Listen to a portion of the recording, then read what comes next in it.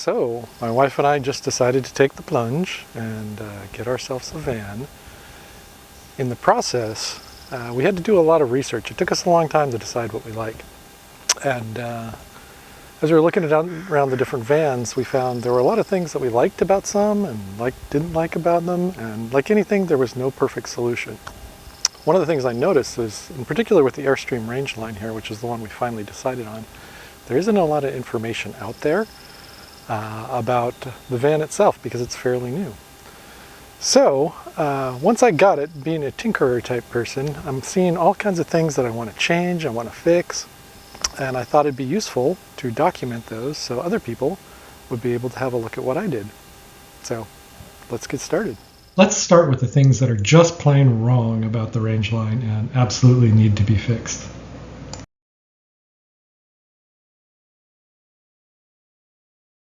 This is actually one of the features that I liked about the Rangeline. It has very subtle styling. Airstream went out of their way to try and make sure that all of the ports and things were fairly hidden, so it's a kind of an inconspicuous vehicle. So I really love that. And as part of that, what they did is they put a lot of the ports behind what looks like just standard trim on the side of the van. So big plus for that. On the downside, they made it out of kind of this flimsy plastic, which, as you can see, doesn't particularly stick to the side of the van very well. It kind of flops around here. The way you access it is through this screw, which takes a long time to get off. Our dealer also warned us that potentially if you leave this thing out sitting in the sun, because this is a piece of just unreinforced plastic, it can warp and bend over time. The floor panels in the front of the cab are very plasticky and kind of floppy and definitely need a good solid floor mat. So the window coverings for most of them are just these black panels that are attached by Velcro. And you can see what Airstream did is they actually just have a few little small Velcro circles. There's Velcro all around the edge on the panels. But there's only just a few small circles here. So it doesn't stick them to the window particularly well. But on the sliding door here, you can see the panel they gave, it's really not even big enough to completely cover the window and reach down and connect all of those panels. And then on top of that, it kind of interferes with the door handle here. You can't open it. And on the back side of the door, you can't really even get to the full side of the window. So these are very inconvenient to put on and off. So I'd like to do something different here. Okay, so moving to the back here, this is actually the part of the Airstream that we liked the least, and that's the bed arrangement. So the bed layout is just fine. I mean, as a matter of fact, this is kind of what we wanted as far as the bed layout. It's just the actual bed hardware itself. It's just very, very awkward. So they've got this little A-frame folding bed assembly here, which when the mattress is attached is very difficult to get back in its cradle. And you can see the bed, because it folds on the outside, actually sticks out into the garage space quite a bit. And on top of that, there's a lot of wasted space behind here underneath that A-frame and then behind the A-frame that could be used for storage, but it's just not really usable. The mattress is very awkward to put up into this position, especially by one person just from this side of it.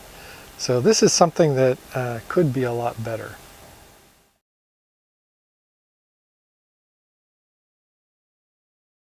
So when running, you can see the generator exhaust has a lot of vibration in it. Actually, that's not the generator exhaust. I think that's the heater exhaust sitting next to the generator exhaust. But definitely something I want to take a look at.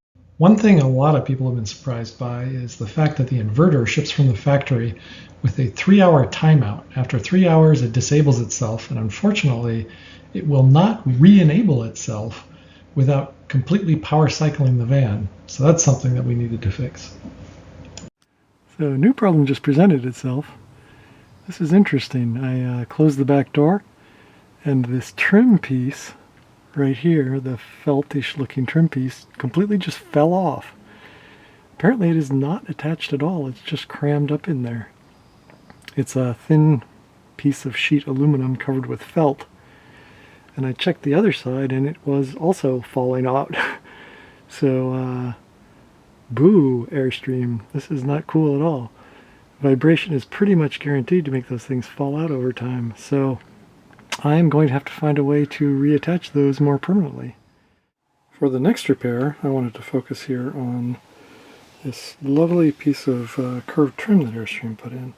So I do like the aesthetics, and it's well designed. Unfortunately, it wasn't particularly well put together. I don't know if you can see it here, but the trim actually doesn't come to the edge of the curve of the floor here. There's a bit of a gap. You can see the staple here. But even worse, this trim here is actually quite sharp on the edge here. I scraped up my bare feet on that. So we're going to need to file that down so it's nice and smooth, and I'll see if I can cinch this in and close up that gap. Next up, I've got a whole list of alterations and improvements I want to make. This is a nice vehicle meant for road trips, so of course I want to have a dash cam to be able to record things that happen on the road, as well as potentially use for security system and monitoring when I'm away from the van. So I wanted to install a dash cam with both a front and rear camera. A lot of accessories use the standard 12-volt car lighter adapter, and I noticed while there's one in the front of the vehicle, there isn't one available in the rear of the vehicle. So I thought it would be nice to be able to have that for the 12-volt DC system to be able to power any accessories I wanted while in the rear.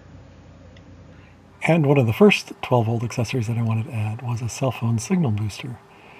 I plan to use my cell phone as my primary internet data access, and we're going to be headed in areas where cell coverage is a little spotty, to say the least.